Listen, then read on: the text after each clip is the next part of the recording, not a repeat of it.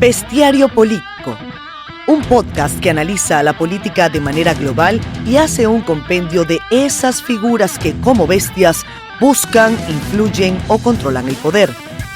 Conversaciones a veces profundas, a veces no tan serias, de dos profesionales de la política. Edgar Gutiérrez, consultor y estratega político, y Osvaldo Ramírez, director de ORC Consultores. Bestiario Político.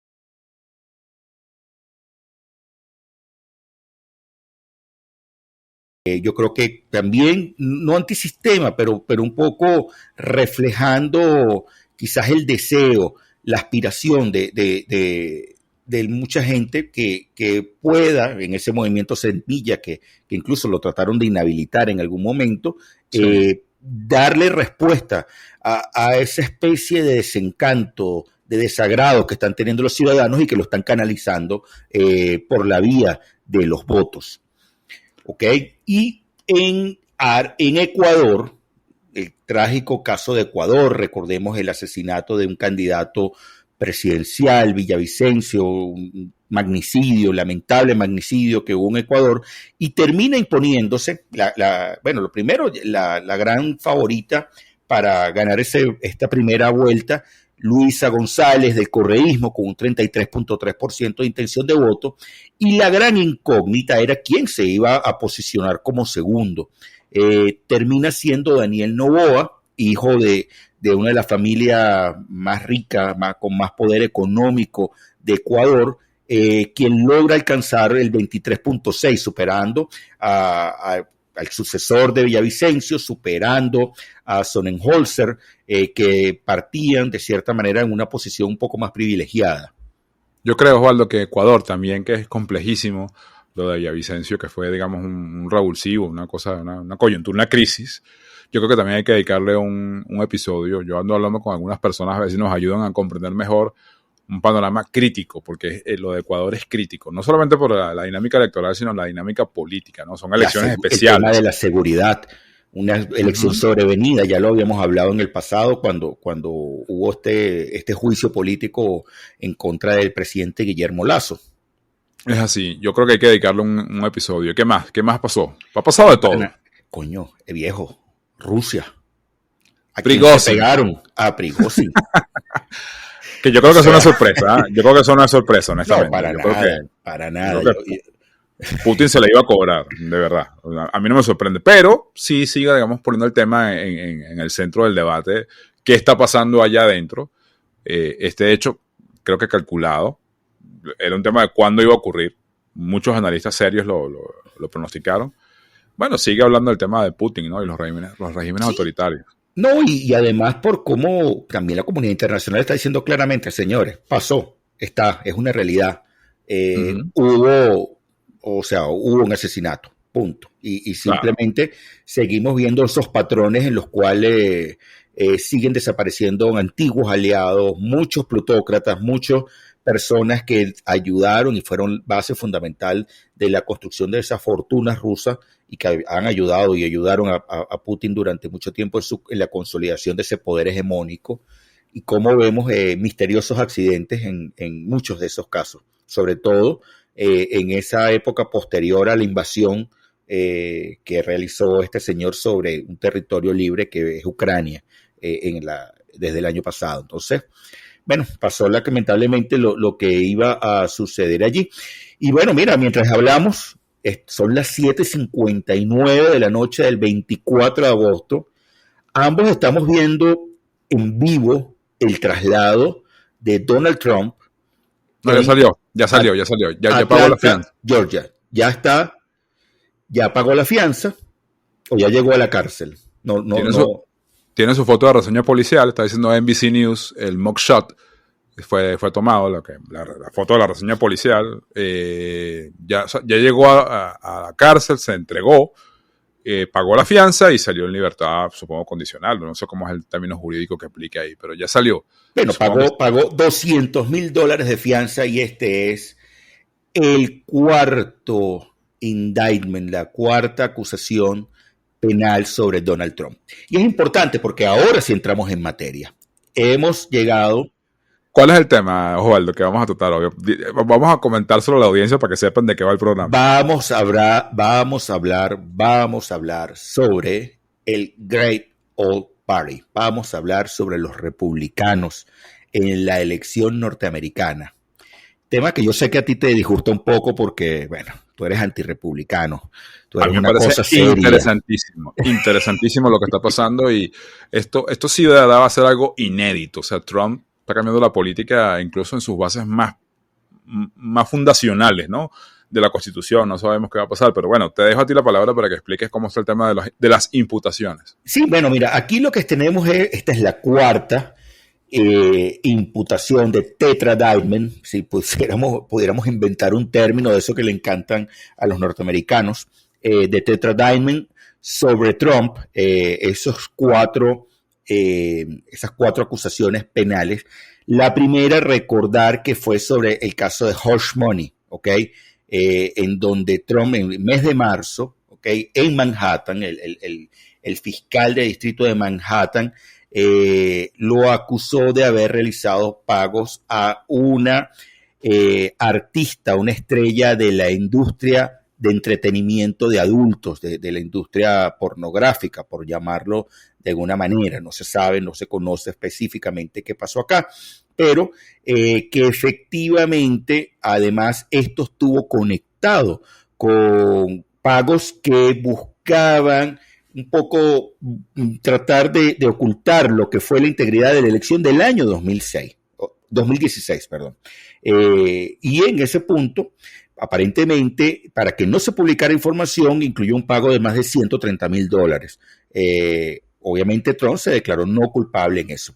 El siguiente se da en junio, mes de junio, en Miami, Florida, por recordar que fueron tomados documentos clasificados, documentos además que tenían que ver con el tema de la defensa nacional desde la Casa Blanca y fueron dejados en la residencia de Donald Trump en Florida, en Mar-a-Lago, y que, bueno, simplemente esto está en proceso de andar. Obviamente también acá por ahora Donald Trump se declaró no culpable. El tercero, ese gran asalto, ese terrible asalto que hubo en enero del año 2021, ¿ok? Como un proceso en el cual literalmente se puede estar acusando a personas como Rudy Giuliani, John Eastman, Sidney Powell, Jeffrey Clark, Kenneth Chesebro. Hay un co-conspirador número 6 que no ha sido publicado aún su nombre, y acá también entra Donald Trump como co-conspirador para violar la ley y obviamente generar ese proceso de asalto al Congreso y no permitir que se diera la proclamación formal de la elección. Eso es un caso que está radicado en Washington, D.C. Este caso está radicado en Washington, D.C. Y el cuarto es justamente el reciente, un gran jurado el 14 de agosto en Atlanta acusó a Trump y a otras 18 personas de cargos por prácticamente generar todo un esfuerzo para cambiar los resultados, afectar el proceso de votación en el condado de Fulton, en Georgia. ¿Ok? Acá estamos hablando de personas como, de nuevo, Rudy Giuliani. Hemos visto acá personas que claramente están asociadas como su jefe de Estado, personas del partido y de sus equipos de campaña en el condado de Fulton. Pero bueno, estamos viendo en pleno proceso cómo Trump se acaba de ir a la cárcel del condado de Fulton y le fue tomada esa foto, esta foto criminal, esa foto, ese mugshot, que, bueno, va a empezar a rodar en las redes en breve. ¿Y por qué hablamos de esto, Edgar? Porque también ayer se dio el primer debate republicano. Comienza oficialmente la zafra electoral por las primarias en ambos partidos, pero la más importante, la más interesante va a ser la republicana. Ayer fue el primer debate en Milwaukee y aunque hubo gente que no calificó ese debate, Luis Suárez, el alcalde de Miami, es uno, el otro, ahora no lo recuerdo, ya busco el nombre, pero el gran ausente fue Mr. Donald Trump, Donald J. Trump.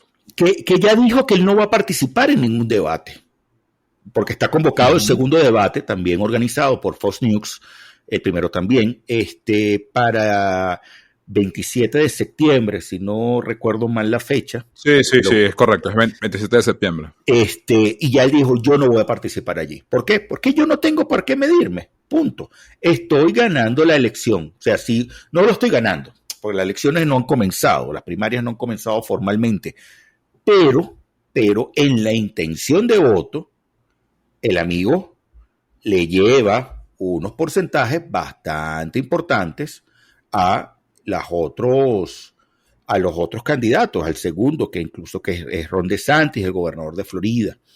¿Qué te pareció a ti el debate en general? Para entrar un poco, o no sé si quieres comentar algo previo a lo que estamos viendo en paralelo.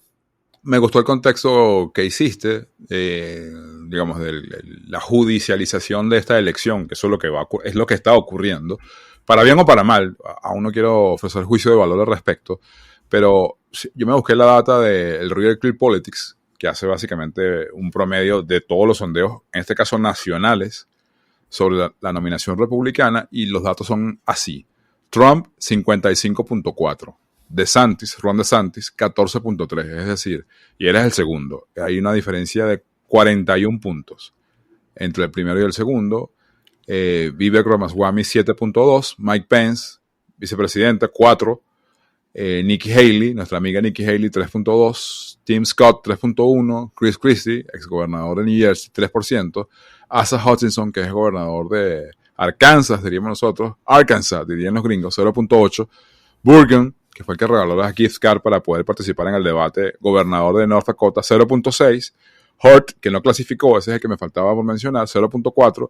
Y Elder, que primera vez que lo veo escrito aquí, 0.4. Ni siquiera aparece Suárez aquí, el de Miami. Suárez está Suárez está en 0.2 de acuerdo a 538. Bueno, pero esa es la realidad, digamos, de lo que miden las encuestadoras norteamericanas sobre el estado de opinión, vamos a decirlo así, sobre la intención de voto. 41% entre el primer y el segundo lugar. Digo, para darle un poquito más de datos al contexto. Vi el debate, que es tu pregunta, un debate a veces bien desordenado, un debate donde era evidente que el gran ausente iba a ser parte de la conversación en cuanto a referencias de los propios candidatos que participaron, a los silencios sobre él, y además fue incluido con pregunta, ¿no? Por parte de los moderadores, si es que lo apoyaran en caso de que él ganara la nominación. Yo me divertí bastante. Con franqueza, admito que me gustó la participación de Ramaswamy.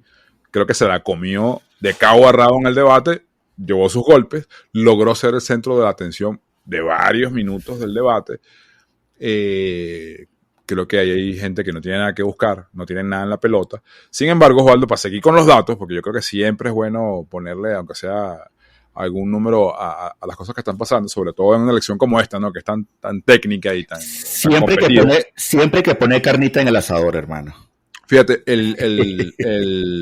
hubo un consorcio de investigación entre el Washington Post, 538, Ipsos, hicieron una encuesta que empezó antes y después se hizo después del debate. Sí, predebate, posdebate.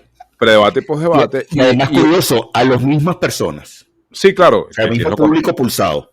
Que es lo correcto. Y como nadie se sorprende, aunque yo creo que DeSantis no está, digamos, a gusto con estos números, 29% de esos encuestados dijo que el mejor performance lo tuvo el gobernador de Florida, 26% Vivek Ramaswamy, lejos Nikki Haley con 15%, aún más lejos Mike Pence con 7%, Tim Scott y Chris Christie cada uno con 4% y Hutchinson y Burgum con 1% cada uno. Esos son, digamos, datos de una encuesta que se publica hoy por la mañana de quién cree la gente, o al menos esos encuestados republicanos que se declaran como republicanos y que van a participar en las primarias republicanas, quién le fue mejor en el debate. Sí, hay un dato adicional. Los datos que veo. No, el de que no todo el mundo vio el debate, no toda la audiencia republicana vio el debate, es muy importante.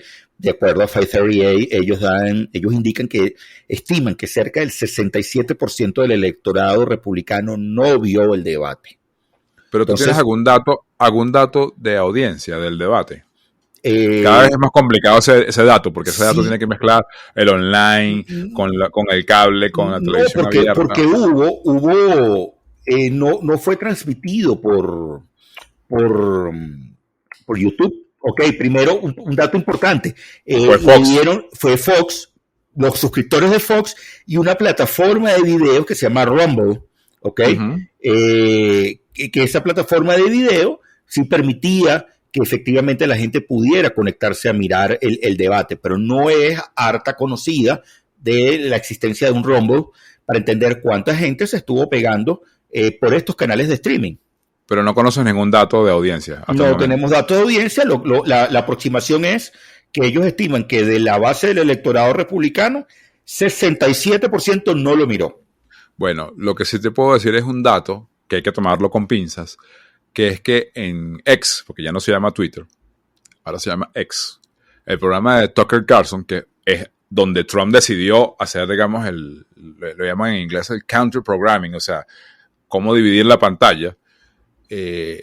El tweet donde se publicó el video, la entrevista de 41, 42 minutos que le hizo Carlson a Trump, tiene 243 millones de visualizaciones.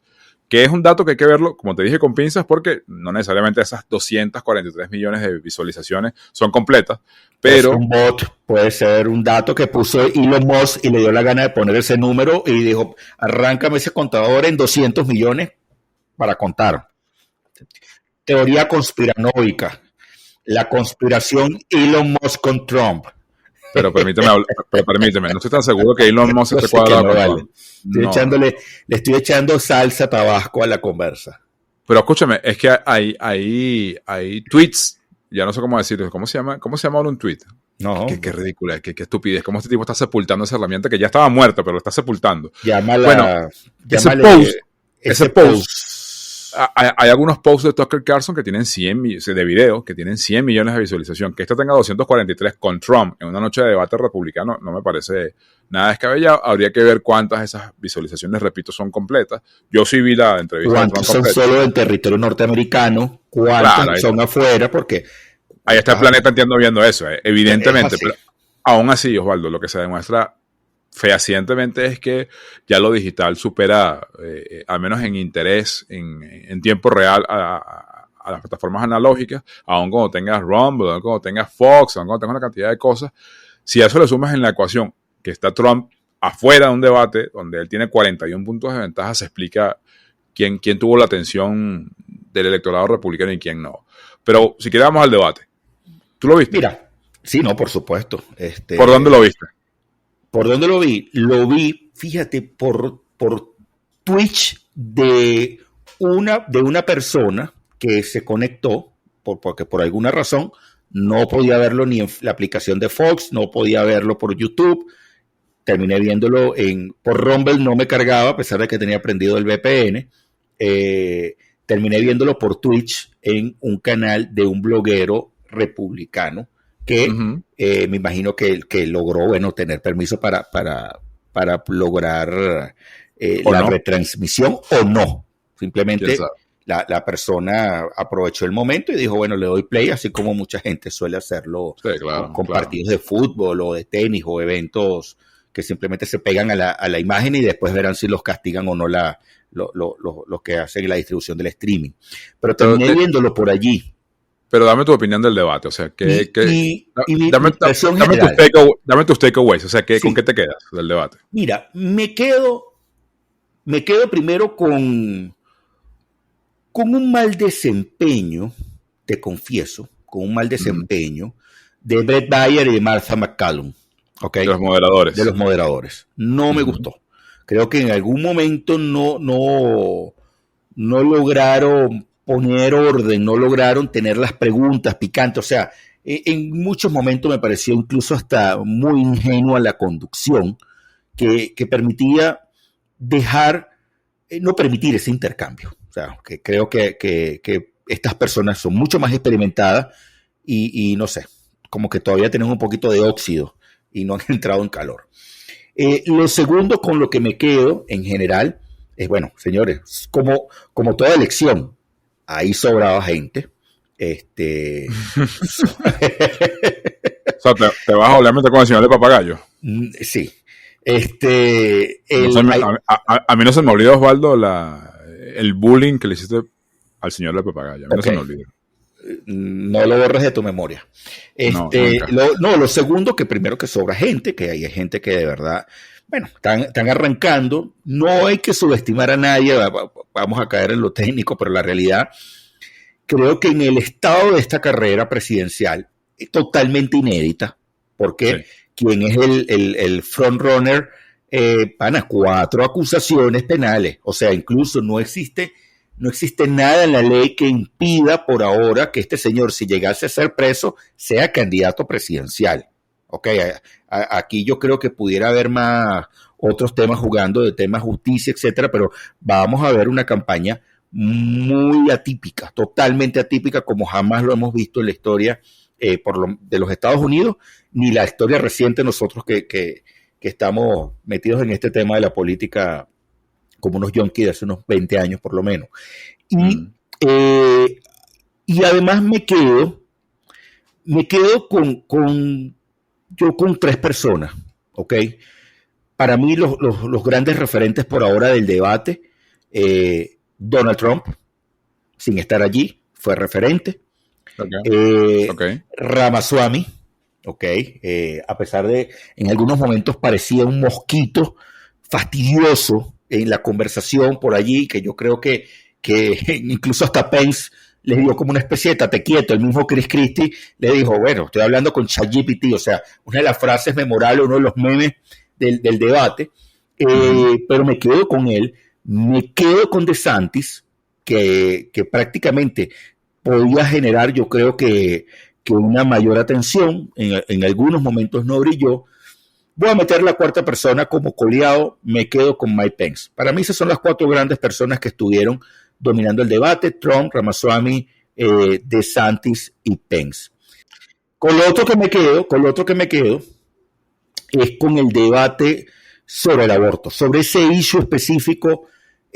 Nikki Haley brilló. Nikki Haley yo creo que habló con una propiedad y era la única que podía apropiarse de un tema totalmente desde la óptica femenina, al ser además la única mujer presente en ese debate. Mira, te voy a dar mi lista. Me gustó mucho el enfoque que le diste o sea, ¿quién sobró en ese debate? Todos. Porque es lo que tú dices. O sea, ¿quién fue el gran protagonista? Trump. Es un tipo que, creo que lo decíamos en el programa 58, en el episodio 58. Trump respira todo el oxígeno que hay. O sea, la cobertura mediática, los casos, la judicialización, el indictment, lo que está haciendo en este momento de cómo tiene la cobertura noticiosa de las principales cadenas de Estados Unidos y probablemente del mundo ahorita, en vivo, viendo cómo se monta en su avión del aeropuerto de Hartsfield en Atlanta, y cómo se devuelve, me imagino que se irá a Nueva York, a Florida, no sé dónde.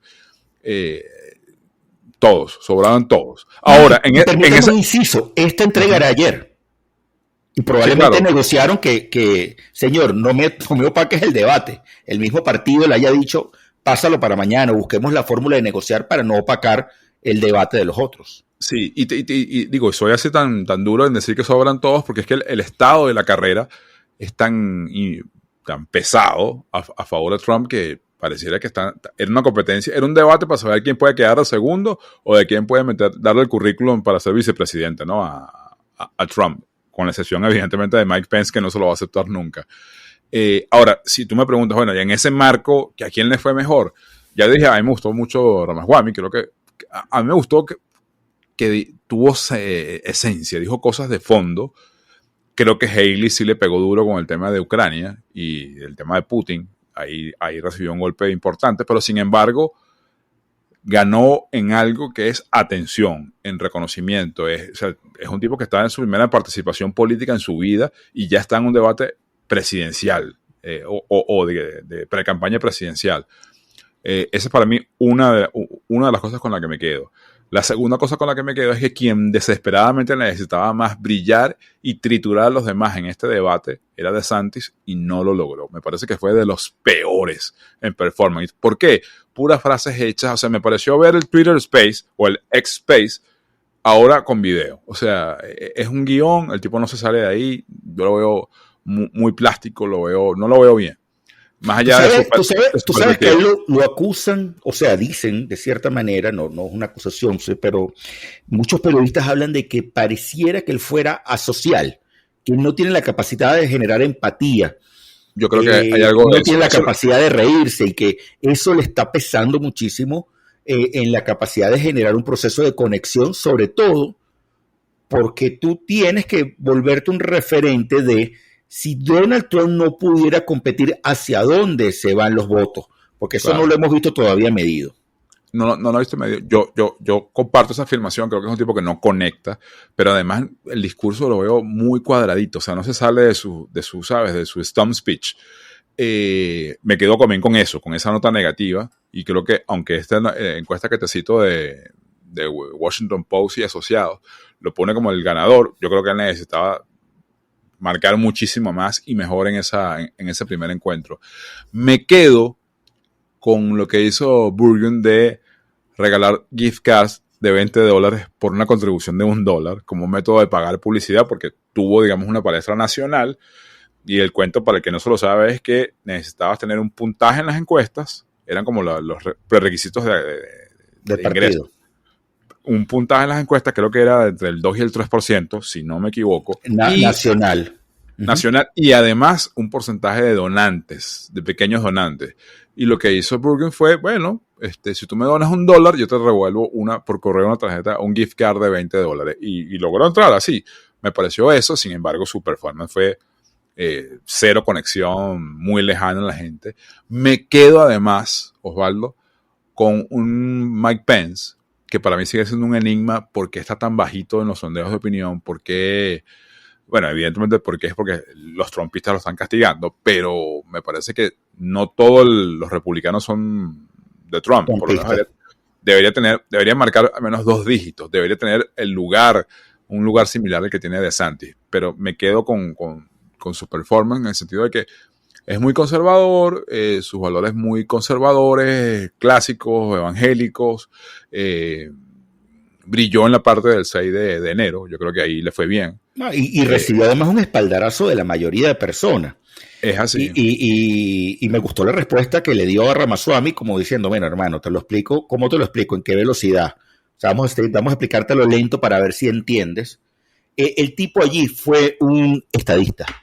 O sea, mi impresión fue, destacó. Y yo creo que justamente el performance asociado a los hechos del 6 de enero del 21 es lo que le permite brillar en el resto del debate y compensar un arranque muy flojo. ¿Quiénes sobran en esa carrera, como tú decías, ¿no? Ahí sobra Tim Scott, para mí sobra. Aunque tiene buenos números de favorabilidad, sobra. Ahí Asa Hutchinson no tiene nada que buscar. Ahí Burgum no tiene nada que buscar. Ahí Christie, solamente por su posición de ataque a Trump, no tiene nada que buscar. Aunque hable bien y diga cosas, no tiene nada que buscar. Y debo decir que Nikki Haley tampoco tiene nada que buscar. Ayer no le fue bien en su debate. Yo ahí discrepo de ti en su intervención. No, yo solo en una intervención de todas. Okay. Una sola. Ella brilló en el único punto. Le brillaron bastante los párpados de lo mal maquillada que estaba. Eso es una cosa en la que brilló. No, y esas formas, Osvaldo, lamentablemente, eso es lo que queda. Pero después dices que yo soy el que hablo del fashion politics. Bueno, tú fuiste el que introdujiste la sección en el debate de los candidatos en Venezuela, pero no le fue bien. Yo creo que no lució. Yo creo que ella es mucho más competente que eso, pero además no le veo base para seguir creciendo. Para mí sobran esos. Yo creo que esto es DeSantis. Yo creo que Ramaswamy por irrupción puede lograr algo. Además, y este es mi último takeaway del debate, para movernos de sitio. Yo creo que el más inteligente que no atacó nunca a Trump fue él, porque él sabe que está jugando al candidato sustituto. O sea, hay pocas dudas en este momento de que quién tiene la mayoría de los votantes. Pueden pasar muchas cosas. Trump puede ir a prisión, en fin, ya vamos a hablar sobre eso, pero él lo que está buscando es, no me quiero pelear con esa gente y quiero mostrarme, quiero presentarme. Creo que lo logró. Hoy en las recomendaciones que tengo hay un artículo que lo detalla muy bien y creo que es, a mi modo de ver, el gran ganador del debate. Para lo que uno va a un debate, sobre todo si no te conocen, sobre todo si te quieres presentar, te quieres introducir ante el electorado. Mira, sí, Ramaswamy definitivamente lo logra. Y además en muchos momentos yo creo que parecía el gran defensor de Trump, parecía el abogado de Trump allí. Estamos hablando de una persona joven que viene es un empresario del sector de biotecnología, ¿ok? Sin experiencia política, porque aquí es lo más significativo. En algún momento hasta se mofó de su apellido y me hizo recordar a algún momento a Barack Obama, en un comentario. Es que de hecho la frase que dice "This is Skinny Boy" o "This is Skinny, it's a funny name", eso es una cita textual de Obama en su discurso del 2004 en la convención. En la convención. De hecho, el golpe que le da Christie del GPT, después le dice eso, ¿no? Tú como que eres una mala copia de Obama. Entonces le respondió Ramaswamy, bueno, pero dame un abrazo, pues. Así como tú se lo hiciste a Obama en el 12 y lo llevaste en su reelección. O sea, se la copió, la frase se la copió. Consciente o inconscientemente se la copió. Además es ese estereotipo. Es un tipo que tiene, digamos, de padres inmigrantes, es un tipo, digamos, de tez oscura, tiene un apellido raro, no tiene experiencia política, no es un insider, sino es un outsider. Sí, en este caso, un outsider total, porque sí. No es cero experiencia política, ni siquiera previa legislativa en su estado. Como fue el caso de Barack Obama cuando dio ese brinco primero al Senado y luego obviamente a la presidencia. Ahora, lo otro es, a mí, yo coincido contigo primero vamos a partir con DeSantis, porque creo que... Tu candidato, ¿no es tu candidato? ¿O es Trump? ¿Cuál es tu candidato? ¿Quién es mi gallo? Sí. Coño, pana, está duro. Te la voy a cambiar, te la voy a cambiar porque yo sé que en tu corazón tienes a Donald J. tatuado, pero... Y bueno, nació el mismo día que yo, pues, o sea, te sabes, la solidaridad del cumpleaños. Si te tocase escoger, si a ti te tocase escoger un candidato que sustituya a Trump, sí, tú, digamos, ¿a quién escogerías tú? Mira, a ver, la racionalidad me dice que yo debería escoger a Mike Pence, pero la novedad política me diría, pana, coño, Ramaswamy. Porque incluso estoy viendo lo acartonado de DeSantis. Y no le está Pence. Bueno, Pence es más no, pero Pence es un tipo de Estado. Pence es un tipo con experiencia. Pero victoriano, o sea, es un tipo del siglo XIX. En términos de la forma, del approach, de la comunicación, de la gestual, es un tipo súper conservador. O sea, no. Un tipo, es un boomer que le habla a los boomers. Es un boomer que le está hablando a los boomers. Sí, así es. Hay que entender, yo creo que no está todavía decodificado, sobre qué generación, ¿verdad? Va a poner la elección en sus hombros. ¿A qué me refiero? Coño, cada vez estamos viendo a los millennials y parte de los millennials mucho más lejos, mucho más alejados de la política. Y cuidado si Ramaswamy es el que logra traerlos. Estás teniendo una elección con X y boomer. Porque al final esos son los que están filiados a partidos y los que van a decir, y el que se va a movilizar en primaria, esta audiencia de primaria. Es como, y a mí me gusta usar este ejemplo, salvando las distancias con Venezuela, en relación con la primaria. A la gente le gusta Joropo y lo están invitando a un concierto de thrash metal. Señor. Por cierto. Thrash metal. Bueno, sí. De hecho, creo que tienes una recomendación para eso, ¿no? De thrash metal. Mira. De hecho, en tu recuento, como sé que muchos amigos venezolanos nos escuchan, de los 7 que nos escuchan, muchos son venezolanos, empezó la campaña de primarias en Venezuela, esa faltó en el recuento, y te faltó decir que, yo no sé si ya ocurrió, ya la Asamblea Nacional nombró al nuevo CNE. Sí, claro. Te lo puedo dar en la recomendación de la semana. No, gracias. Si quieres dejarlo para el capítulo 69. Sí. ¿No?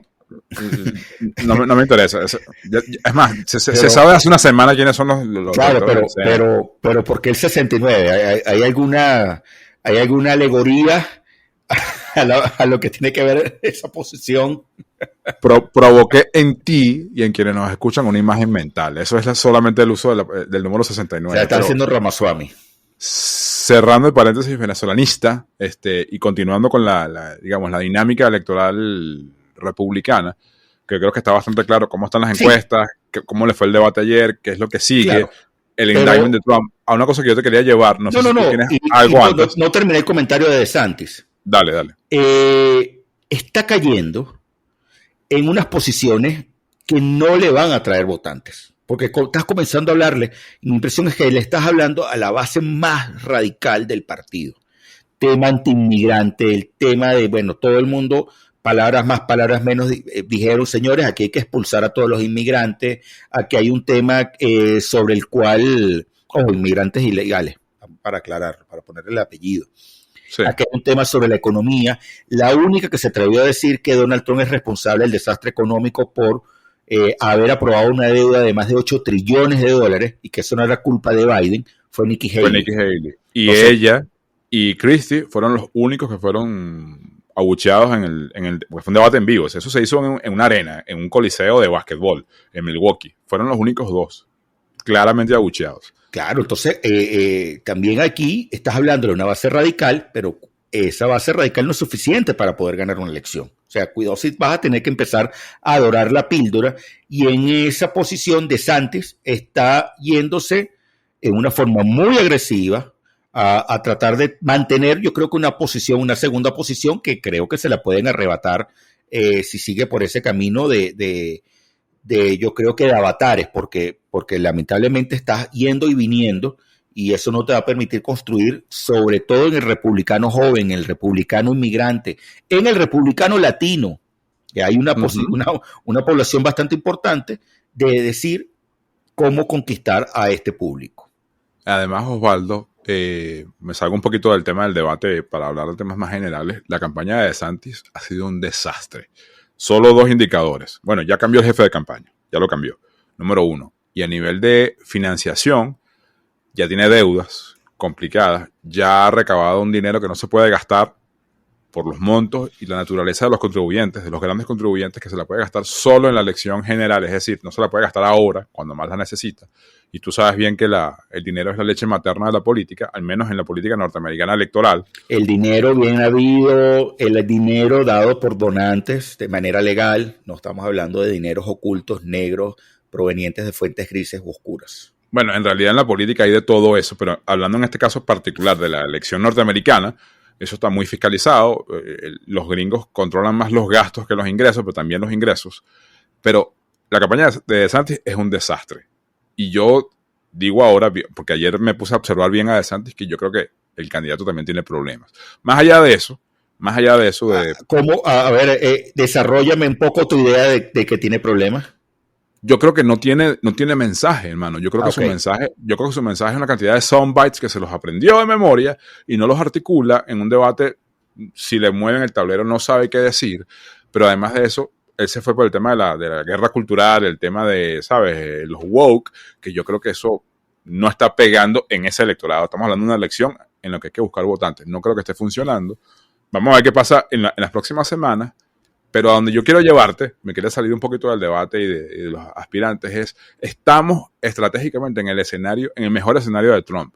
No solo porque tenga una posición no dominante, sino hegemónica en términos de su puntuación, de su intención de voto, sino que además, y lo dijimos en el episodio 58, mientras más candidatos haya, mientras más dispersión haya, mientras más fragmentación haya, mientras más opciones haya que se diluyen entre sí, Trump se vuelve más fuerte. La campaña o la elección o la primaria que menos le conviene a Trump es donde se concentra más vamos a llamarlo de algún modo, el antitrumpismo. Es decir, alguien que concentre él, no lo quiero a él. Y estamos entonces, actualmente, cuando hicimos el episodio 58, creo que había máximo 4 candidatos. Había 4 candidatos. Ya hay entre 10 y 10. Ya hay 10. Bueno, sumando Trump son 11. Ya eso de entrada, eso lo está ayudando en el tema de cómo pulveriza a los adversarios y con su posición dominante se respira todo el oxígeno, repito. Pero además entramos en una nebulosa que yo creo que la palabra clave o el concepto clave es los cuándos, porque la campaña ya está judicializada. Trump, también lo dijimos, no solo en el 58, sino mucho antes, Trump se lanza preventivamente para victimizarse porque sabe que le viene todo esto que le está llegando hoy, que son 4 imputaciones. Y él tiene, ¿cómo es la mejor defensa? El ataque. En el caso de Georgia, son 13 acusaciones penales. En otros casos eran 1 o 2, pero aquí estamos hablando de la mayor cantidad de más de ojo, en general son muchos más, porque pues, son diferentes dependiendo de las personas, pero el caso puntual sobre él son 13 cargos que lo están acusando. Pero el tema es que estamos, lo que se está, digamos, presentando sobre el escenario, sobre la mesa, lo que se está sirviendo sobre la mesa, es una campaña que va a convivir entre a qué rally, a qué meeting va Trump en su avión, y después se va a un juicio, a declarar a uno, y después se va a Georgia, y después se va a Miami. Esa va a ser la campaña del 2024. Pero más importante aún es, bueno, ¿cuáles son los tiempos donde empiezan estos procesos? Hay uno que empieza en mayo. Ya en mayo ya se sabe quién es el candidato en la esfera republicana. Y, por ejemplo... Pero hablaban de que este más rápido de Georgia pudiera ser octubre. Espérame ahí, porque aunque es verdad que la fiscal, Fein, creo que se llama, creo que se apellida Fein, te está pidiendo que el juicio empiece en octubre, un fast track basado en la legislación de Georgia. Lo que está haciendo el equipo legal de Trump, que evidentemente le conviene retrasar todo esto, porque el efecto legal en el 24 lo victimiza más y galvaniza más a su base. Es decir, está bien, si tú lo quieres adelantar, adelántalo, pero sepárame las causas. Entonces, Fannie Willis, ajá. Fannie Willis. ¿Pero cuál es el apellido? ¿Es Willis? Willis, Fannie Willis. Ok, el apellido es Willis. Ya están pidiendo, el equipo defensor legal de Trump es, bueno, sepárame las causas y yo pido posposiciones, cómo retrasar el evento. Pero en cualquier caso, Osvaldo, el cuándo de esto es lo más importante, porque aquí se puede llegar al escenario inédito de que Trump sea no solamente ya iniciado, procesado, sino que sea juzgado, convicto, y no hay elección todavía, que es en noviembre. Todavía faltan 14 meses para la elección. 14 meses. Claro, pero tendrías que pasar previamente por la nominación formal. Pues es decir, ganaste las primarias y en la convención republicana te levantan la mano porque las ganaste. O sea, tienes... Pueden pasar varias cosas. Habría que ver qué juicios pasan antes de esa fecha. ¿Por qué? Porque... todavía quizá aquí pasará a ver quién sería el candidato a vicepresidencia, porque yo creo que se pasa a tener la fórmula mágica. Pero escúchame bien, el tema de la nominación es un track, que tú dices, bueno, en la medida en que un candidato obtenga la cantidad de delegados necesarios, ya se conoce en la jerga técnica como el presumptive nominee, o sea, ya tiene lo que falta es la coronación, la postulación formal, que es la convención republicana, que puede ser en agosto o julio, más o menos siempre en verano las hacen, un poquito antes de septiembre, que es cuando comienza formalmente la campaña. Pero ya ahí puede tener una condena, vamos a suponer eso. Entonces, vamos a suponer que Trump ya tenga los delegados republicanos, si es que todo se mantiene como se mantiene, y ya cuando todo el mundo sabe que tiene los delegados, sale y lo condenan. ¿Qué pasa? Lo que dicen los grandes gurús legales allá es que la Constitución no prohíbe incluso que el presidente esté preso. O sea, puede ganar igual. No lo prohíbe, y eso va a ser, digamos, como tú bien decías, inédito. Pero además, imagínate que en el timing de los juicios, que se va a manejar legalmente, por eso hablo de la judicialización de la elección, imagínate que ocurra ya después de formalmente nominado, es decir, presentado en la convención. ¿Quién va a ser el candidato sustituto? Es que aquí lo que sobran son las preguntas, porque imagínate que esto se judicializa al punto de una condena. Y entonces la discusión va a ser, ay, ¿qué hacemos ahora? Pienso de los republicanos, ¿a quién postulamos? ¿Al que llegó al segundo? ¿Hacemos una encuesta? ¿Hacemos un consenso? O sea, no, cualquier parecido con la realidad venezolana es pura casualidad, ¿no? Es mera coincidencia. Y precisamente la paradoja de la elección, en mi criterio, no sé qué opinas tú, es que el secreto de la galvanización del electorado de Trump es usar a la justicia o esa persecución judicial que él dice enfrentar para garantizar su elección como candidato. Es decir, el discurso es, me persiguen porque ellos me robaron la elección y van por ti y yo soy el que te defiendo. Esa es como la ecuación de la narrativa de Trump, a grosso modo. Dicho eso, hay encuestas que sugieren, que adelantan que si a Trump lo condenan, la gente puede cambiar de opinión. Yo no sé qué tanto vaya a ocurrir eso. No lo sé. La investigación que hay hasta el momento publicada no dice mucho. No dice nada. No ofrece pistas concluyentes. No. No dice nada, porque además tú tienes un elemento. Yo allí, ojo, coincido con todo tu análisis. Y lo que yo estoy viendo es un electorado amalgamado en torno a Trump, del punto republicano. Lo que estamos viendo por variables proxy es que la gente cree que efectivamente se ganó la elección. O sea, parte importante del electorado piensa que Trump ganó la elección en el 2020. Parte importante piensa que, bueno, está en proceso una vendetta, una gran venganza, y que efectivamente el único defensor de la población termina siendo Trump. Y yo creo que acá, wow, tú tienes que comenzar a construir una narrativa para desactivar esa bomba, porque no hay forma de que los otros candidatos logren tener el arquetipo de Trump, por mucho que los puedas estar presentando. O sea, no hay un trasvase inmediato de decir, bueno, Trump al final no puede correr, ¿hacia dónde brinco? Cuidado si brincan a la abstención, porque pudiera valerle 3 pepinos, bueno, entonces que el país se vaya a la porra, que vuelvan a ganar los demócratas. No me importaría que ganara Biden, porque simplemente no está compitiendo el mío, no está ganando el mío, que yo creo que acá es una de las grandes incógnitas, hasta dónde simplemente esa gente se desmoviliza electoralmente, simplemente porque su gallo, su Maverick, no está participando en la carrera. Y entendiendo además que cuidado si no funciona tan perfecto que Trump diga, bueno, le voy a levantar la mano a fulano o a Perencejo, que va a ser mi sucesor, porque no sabes quién puede llenar ese vacío, porque la mayoría de sus alfiles, la mayoría están conectados con todos estos procesos de acusaciones penales. Tendría que ser, bueno, le levanto la mano a mi hijo. Habrá que ver qué pasa con Donald Jr., o no, le levanto la mano a mi hija. Habrá que ver qué pasa con la hija y dice, mira, no, yo no quiero saber más nada de la política, o a mi yerno. O sea, pensar en un tema de nepotismo, tema familiar, y digas, mira, no necesariamente esto funciona en la forma en la cual nosotros pudiéramos tratar de salvar ese capital electoral que estamos teniendo hoy en el bolsillo.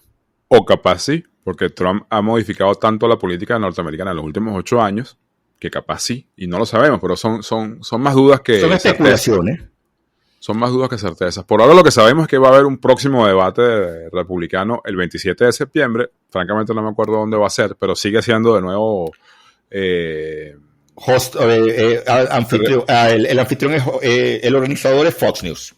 Claro, es la RNC de, ¿cómo es? Republican National Committee. O sea, digamos, el headquarter pues, republicano y Fox. Eso es lo que sabemos. Lo que sabemos además es que va a haber muchas más noticias sobre los casos, sobre, digamos, estos acusados que se han entregado a la justicia en el caso de Georgia. Sabemos, por ejemplo, que la juez que está en Washington y que ve el caso del 6 de enero del 21 no tiene nada que ver con Trump y le ha incluso cuestionado antes elementos a Donald Trump. Sabemos además que la base republicana hay un 40% que no es que cree que Trump se ha equivocado, es que cree que todo lo que ha hecho es correcto. Y que, como tú bien decías, cree que le robaron la elección, cree que es el tipo que se necesita, cree que es el tipo que manejó bien la pandemia, cree que es el tipo que manejó bien la economía, en fin, es una tribu sin calificativos y sin dispersión que piensa que ese es su líder, ese es su jefe. Por eso te digo que cuidado de usar el apellido Trump con tintes de nepotismo, cuidado y puede funcionar con ese 40%. Pero yo quiero cerrar con esta reflexión, Osvaldo, ya vamos por casi una hora de discusión, es el juego más delicado, pensando en que Trump no siga, porque lo condenan, vamos a pensar en esa premisa, es cómo gano la elección, hablo de los otros 10, o de los otros 4 o 5 que tienen chance según tu lista, cómo gano la nominación sin alienarme o sin alienar a ese votante trumpista, a los MAGA, como se dice, a los MAGA, MAGA Republicans, como lo llama Biden.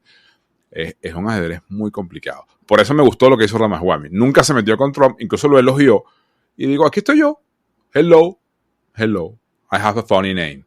Entonces, por eso me pareció que fue interesante por ahora, en términos de aumentar. Vamos a ver en las próximas encuestas qué marca y cómo se comporta en el segundo debate, porque sería interesante ver la entrada, por ejemplo, de Luis Suárez.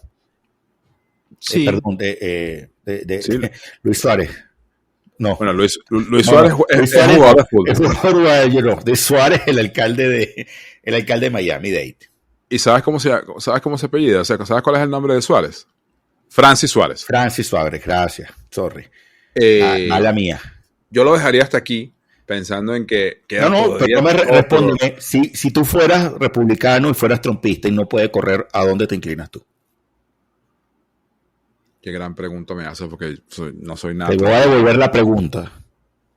Me gustó tu respuesta y por eso me sesgaste con Pence. Yo creo que Pence demostró, digamos, respeto a la Constitución. Pudo no haberlo hecho, pudo haber jugado al caos y no lo hizo. Quizás por eso tiene mi respeto. Creo que la historia lo va, digamos, a premiar en el largo plazo. No sé si electoralmente lo premie, creo que no. Por ahora no lo está premiando. Me gusta, sí, Pence. Creo que sería el tipo por el que votaría si me tocase esa hipótesis que tú me planteas. Pero es que es muy difícil. O sea, Bueno, pana. lo cual no quiere decir, perdón, siempre me haces hablar de más, weón, que lo que estoy viendo del otro lado sea lo que me encanta. No, el otro lado es nefasto. Yo aspiro a que le surja competencia a Biden. Bueno. Una competencia seria. Lo que está es bien feo, lo que está enfrente. Es bien, o sea, No. fíjate que está montada una estrategia. La podemos desarrollar. Seguro que en el 24 hacemos muchos episodios sobre Estados Unidos. La estrategia está basada sobre, bueno, yo soy el menos malo. Yo soy el partido que defiende la Constitución porque el otro intentó agredirla y violarla. Sí, sí. O sea, Una estrategia de counterframing por diferenciación, pero tampoco es que me estés diciendo una cosa extraordinaria. No hay oferta real. Para nada. Pero bueno, la elección norteamericana comienza, realmente está apenas empezando y hablaremos sobre ella. Pero permíteme solo el último apellido de esta conversa. No te permito nada porque este programa es tuyo, tú haces con él lo que te da la gana. No, puedo pagar ya la grabación y no subimos nada, pero no vamos a hacer eso. Okay. Pana, estamos viendo esto desde el 2016, 2015. Sí, claro. Hillary, Trump. O sea, estamos viendo... tenemos 8 años viendo un Estados Unidos convulsionado en términos electorales. Bueno, es lo que dice Ian Bremmer en su último libro de Power of Crisis, que una de las grandes crisis mundiales que hay es que el país más poderoso, por lo menos por ahora del planeta, está en esta situación política de estancamiento, de polarización, de enfrentamiento, de vulnerabilidad. Nada más y nada menos. Es cabilla, papá. Mira, vámonos a las recomendaciones. ¿Y a la bestia? Ah, no, ¿verdad? Primero está la bestia. Siempre se me olvida. Vamos con la bestia de la semana. Las bestias de la semana. ¿Tu bestia? Mira, voy a quedarme con Ramaswamy, porque por eso, por la novedad, por la irrupción, por lo fresco, fue carismático, creo que tuvo esencia, algunas cosas que dije, me gustó la profundidad, tenía sustancia, es la palabra que estaba buscando. Me quedo con él. Mira, pana, para mí, la bestia negativa de Santis. Terrible, terrible, terrible. A pesar de que brilló un poco más que los otros, terrible en el largo plazo. Terrible en el long view, no en el táctico. Porque en el táctico pudo estar un poco mejor y remontar. Pero la realidad, bueno, ya hemos dicho bastante en el episodio, pero creo que en su long view no está bien. Va a tener que hacer un giro significativo de su estrategia de campaña. Lo que recomendamos. Bueno, en las recomendaciones me dijo un pajarito, Osvaldo, que tenías como primera recomendación un disco de thrash metal. ¿Cuál será? Mire, mi hispana. De todas las flores de Natalia Lafourcade. Señores, señoras, señoritas, señoritos, estamos viendo yo creo que una de las grandes exponentes latinoamericanas de la música está haciendo historia. Wow, definitivamente, y la acabo de ver en vivo esta semana. Si tiene la oportunidad, sígala en su gira, está de gira en este momento. Señores, qué capacidad de hacer honor a los grandes maestros y grandes maestras latinoamericanos en la música del folclore de diversos países, pero haber encontrado una voz totalmente distinta a la que podía tener hace 6, 8 años. Señores, ¿cómo se llama el disco? de todas las flores, Natalia Lafourcade. Estás claro que no, yo no lo voy a buscar ni lo voy a escuchar, ¿no?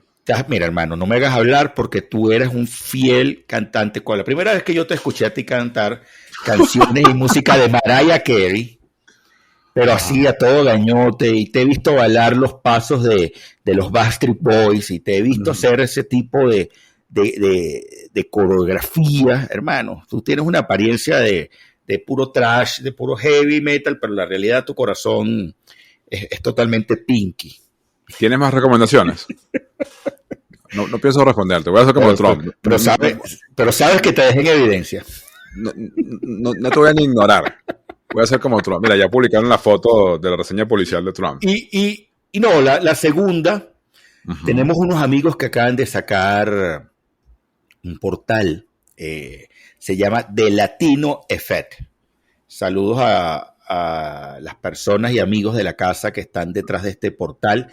No, hombre, a ver si por lo menos nos escuchan. Bueno, vamos a ver a nuestro amigo Julio Márquez, nuestra amiga Elisa Tótaro, probablemente también esté Virginia Zamora, Marcela Zaro, quién sabe quién más. Por ahora vamos a nombrar a estas 4 personas, pero es un portal que busca hablar de lo que está sucediendo en la política norteamericana desde la óptica latina, desde la óptica, además de la primera gran minoría de este país, y que efectivamente cada vez va a tener un peso mucho más importante en el tema político. Lo pueden encontrar en thelatinoeffect.com, elefectolatino.com, traducido al inglés. Están muy interesantes los artículos que ya han posteado, excelentes, la mayoría de ellos. ¿Y los otros no te gustaron? Dice que la mayoría. ¿Y la minoría no? La mayoría de los que leí unos 7. Ok. No tuve tiempo porque el portal fue lanzado el día de hoy. ¿Tú qué recomiendas, Edgar? Cuéntanos. Tengo 2 recomendaciones, pero la segunda se divide como en varias. Rápidamente. Sobre el debate, esta mañana el editor en jefe de 538, que es Nate Silver, tiene un newsletter al cual sugiero a los junkies como nosotros que se suscriban, que se llama The Silver Bulletin, ¿no? Entonces hoy publicó un correo, una edición del newsletter que se llama Ramaswamy y la física de las primarias multicandidatos, donde él explique por qué él cree que Ramaswamy va a subir, por términos de conocimiento, por términos de espacio, mezcla, tú sabes cómo es Nate Silver poniendo datos de Google, etcétera, y sondeos, interesante.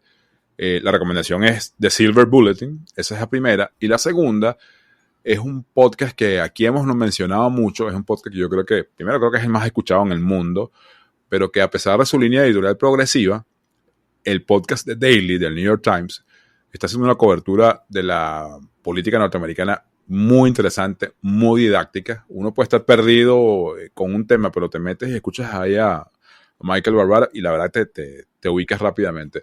Hay varios episodios, que les sugiero que los busquen, que vale la pena escuchar. El primero es del 3 de agosto, publicaron un episodio que se llama 43% versus 43%. ¿Por qué Trump y Biden están empatados en nuestra nueva encuesta? Ahí entrevistan a Nate Cohn y hacen un breakdown de toda la información, de todos los segmentos, de por qué Trump es tan fuerte y impecable el análisis. Técnicamente impecable y de manera muy diáfana se explica. El segundo episodio es del 8 de agosto, tiene que ver con todo este tema que habló Osvaldo de las imputaciones, de los indictments, y se llama La estrategia legal detrás de la última imputación de Trump. Desde el 8 de agosto y finalmente, de hoy, del 24 de agosto, un primer y fiero debate republicano sin Trump, donde la invitada es una especialista en Trump, que es Maggie Haberman, que hace, digamos, un buen relato, una buena ponderación y un análisis de lo que pasó anoche en Milwaukee con creo que fueron 8 candidatos que debatieron. Esa es mi recomendación, el Silver Bulletin de Nate Silver y el podcast en estos episodios en específico de Daily de New York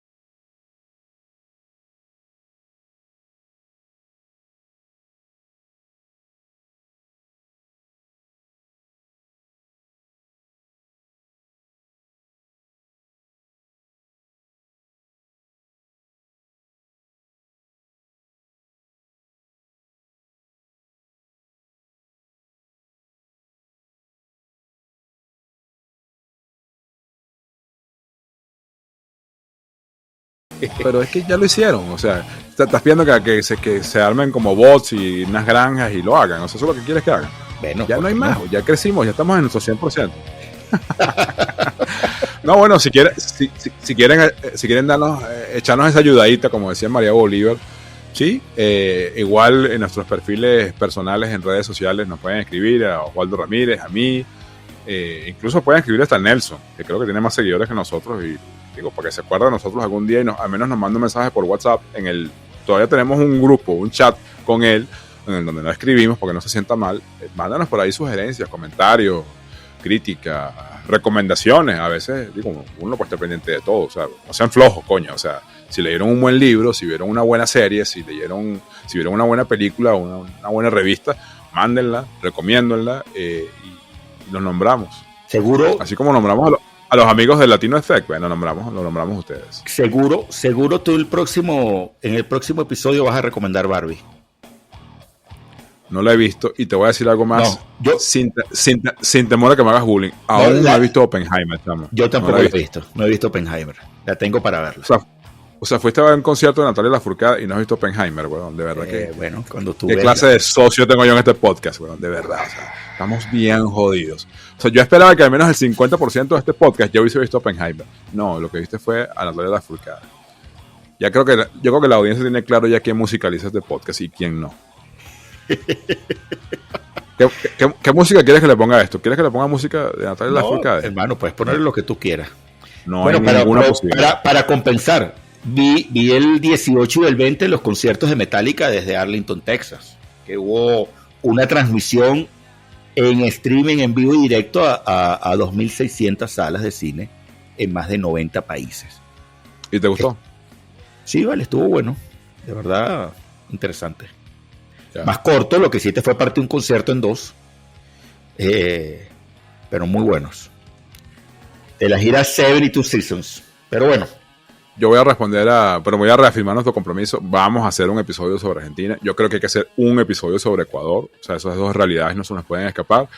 Ya hablamos casi 70 minutos. Espero que los que hayan llegado hasta aquí nos sigan queriendo y nos sigan escuchando. Este fue el episodio número 63 del Bestiario Político. Un abrazo. Un abrazo, señores. Se les quiere. No, tienes que decir, los quiero mucho. Los quiero mucho. Un abrazo. Chao, bro. Un abrazo. Chao, mi Ivana.